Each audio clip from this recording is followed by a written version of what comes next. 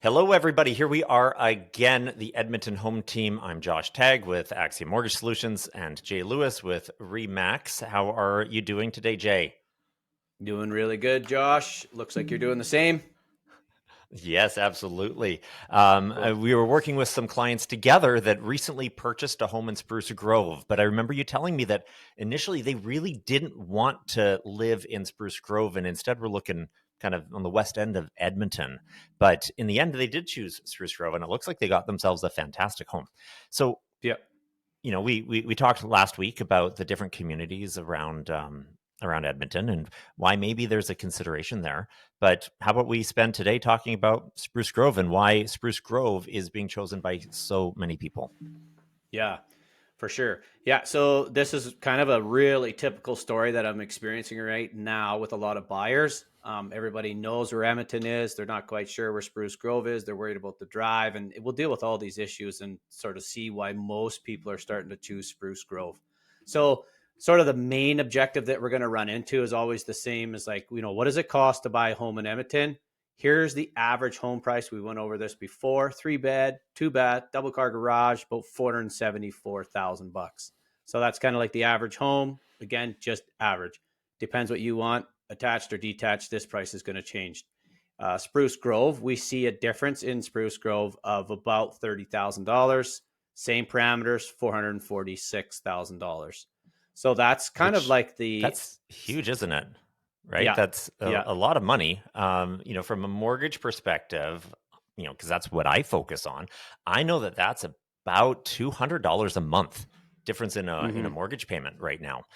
But looking at the map, even just right there on the screen, Stony Plain, Spruce Grove, I know they're next to each other, but they're quite a bit out of the city, are they not? Super normal perspective, and people do think that, and we'll cover that. But we'll also cover this price thing because these are just averages, and my buyers aren't experiencing this sort of difference in prices, right? So I think if you see, like, we got a few examples that we have here of the difference between living in the west side of Edmonton to moving out to Spruce Grove or Stony Plain. So Secord is a really popular neighborhood. People love it, and it's right. I think it's the most comparable neighborhood to Spruce Grove. So it's the furthest west in Edmonton and the closest to Spruce Grove. So Secord, extremely popular here. We have a brand new home, 1867 square feet, 3 bed, 3 bathroom, and a double attached garage. We're ringing the bell at about $569,000. Good deal. Great neighborhood. It's a very, very, very nice home. Um, That so we looks like can a great find home, a little bit actually. of a yeah, yeah, it is. And it'll be dependent. There's a few factors that'll come into play, but that's like a really normal house. 1860. Yeah. It's a good price. Although that price point, for the first time home buyers that we often are working with, that seems a bit Mm. steeper than what most of our clients seem to be prepared to or even able to spend on a home. But it does look like a fantastic home. Um, Yeah. yeah, I'm not sure what else to add, but it looks great, but seems a bit pricey still. Yeah. But you can find a bit of a better deal though. So if we are willing to compromise a little bit, yeah, you can find something with a different lot, right? And maybe close to the same square footage. And I Okay. think our next slide speaks to that, where it's like, well, if you are willing to go for a zero lot line home, right? Brand new, 1911 square feet, 3 bed, 3 bathroom, 549. So we're saving about 20,000 bucks. And zero lot line, if you don't know what that means, it just means that one corner of your property or one side of your house is right on the edge of your property line, and then your neighbor's house will be doing the Okay. same thing. So they're a little bit tighter, right? But Interesting though. This one's 20,000 cheaper. It's a little bit bigger. So yeah. is it really just the lot line that's the difference, or what makes this one that 20,000 less, you think? Yeah, lot line has a big play in it, but it's also a brand new home, different builder. So we'll have to look into the specs, like what's included in the Okay. house. Maybe this one doesn't have an appliance credit. So there's few different things, but honestly, like 550 and up is kind of where you're going to be if you're buying a house like this, which is what the typical person moving to Edmonton area wants, right? Like they're coming from Toronto or Ontario or wherever they're coming from, they want this style of house, right? So this makes sense. But maybe you're like, well, I don't know. Maybe you still don't want to spend that or you don't have the budget for that. And then that's when we start talking about, well, what does it cost to buy the same type of house in Spruce Grove? So if we look from a perspective, like let's go to Spruce Grove now. Here we have a brand new home, 1,960 square feet, 3 bed, 3 bathroom, double attached garage. So it's larger. It's got a bigger lot, and it's $499,000. So that's a huge, That's huge, huge difference. that is quite the comparison. 50 Yeah, more than $50,000 for more house and more lot, but yeah, it's further. It's in Spruce Grove. Maybe it's further away from things. Maybe yeah. there's not as much in Spruce Grove as you might find in Edmonton. Like, is that what type of feedback are you getting when you propose Spruce Grove to people? So the main problem is like, well, I'm not interested in that drive. It's like too far. I want to, and this all started with actually with the client that I had. Like it was like, I want to live in Secord, and I'm like, well, we can't afford Secord. Let's talk about Spruce. Didn't want to do it. Didn't understand Spruce, and they ended up buying, as you mentioned at the beginning. So Spruce Grove is west of Right, Edmonton. like Secord right here, right? It's That's right in the right. middle of our picture. It's just on the Yeah. edge here, so it's not even that That far from Spruce Grove. It looks no. like. No, and it's really popular, right? So that's where people that want a brand new property are going to be living outside of Henday, and that's the commute right there into Spruce Grove. Spruce Grove is nestled right between those two highways, as you can see. So there, it's quick and easy access into the city. So there's two things that you are going to make a decision on: is like what side of Spruce do you want to live on, and then that'll determine which highway you commute in on. So if you're working in the south corner of Edmonton, you probably want to look at, maybe trying to find a home in the south bit of Spruce. Not that it makes that huge of a difference, but every little bit counts, right? So that's the major factor. Spruce Grove is about 3.5 hours from Jasper. So with all the money you're saving, you're going to be able to maybe spend a bit more time, and you can go to the mountains. And so it's quick to Jasper. Wob Lake is pretty close. And then the airport's about 40 minutes away. So it's actually not even that bad of a commute to the airport. It's a really stress-free commute. Mostly you're on a highway the whole way. So those are the two major factors. But every day, like, what are you doing? If you're working downtown, here's the difference. So from Spruce Grove, let's say you're going to go to Rogers Place and watch a hockey game, 33-minute drive, right? Let's say you're in Secord, going to the same hockey game, 26-minute drive, right? So, 7 to 9 minute difference on a commute on a regular basis is super typical, super normal. You just saved, 50 plus $1,000 on your house.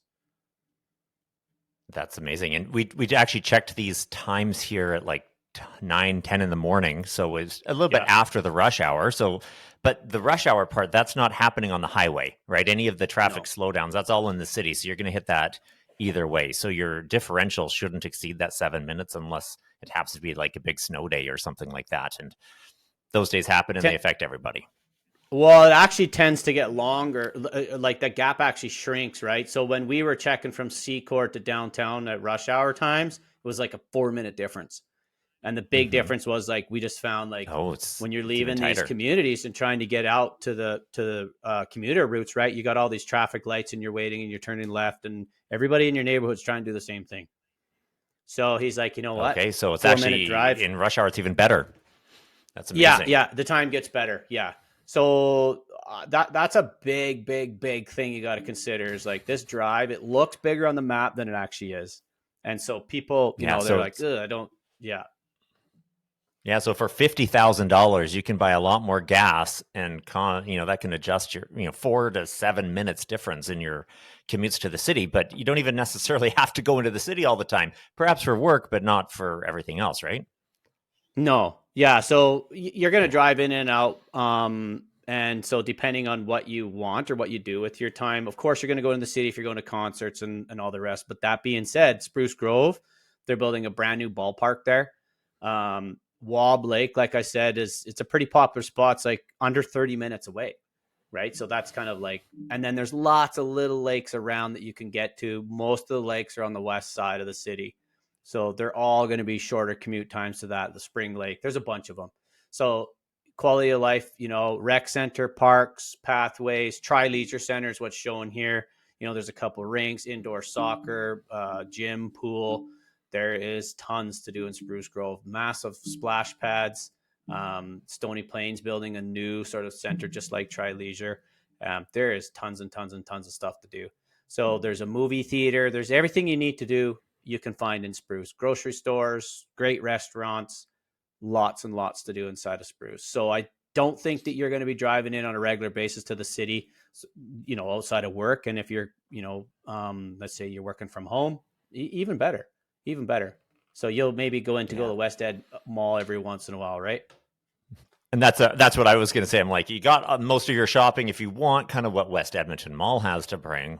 Well, first of Yeah. all, West Edmonton Mall is unique across the entire country, but Yeah. it's still only 22 minutes drive time.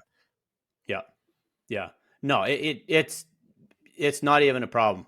So once people get here, what they tend to start doing actually is they go to the farmers market in Stony Plain. We host an event with some of the other builders we work with in the city in Stony Plain, and they shut down the main street, and we have booths there, and there's a whole bunch of other vendors, and it's like 3 or 4 times a year. They shut it down. So you're going to start like maybe staying outside of the city and living a little bit of a different life. So that is some of the reasons why everybody's like just loving Spruce Grove.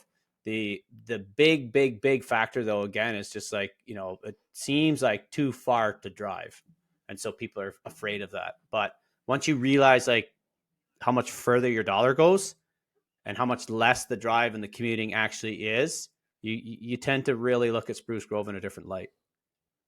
Yeah, I think I would give up 5 to 10 minutes a day of my life for $50,000. No problem at all. No problem at all. Mm-hmm.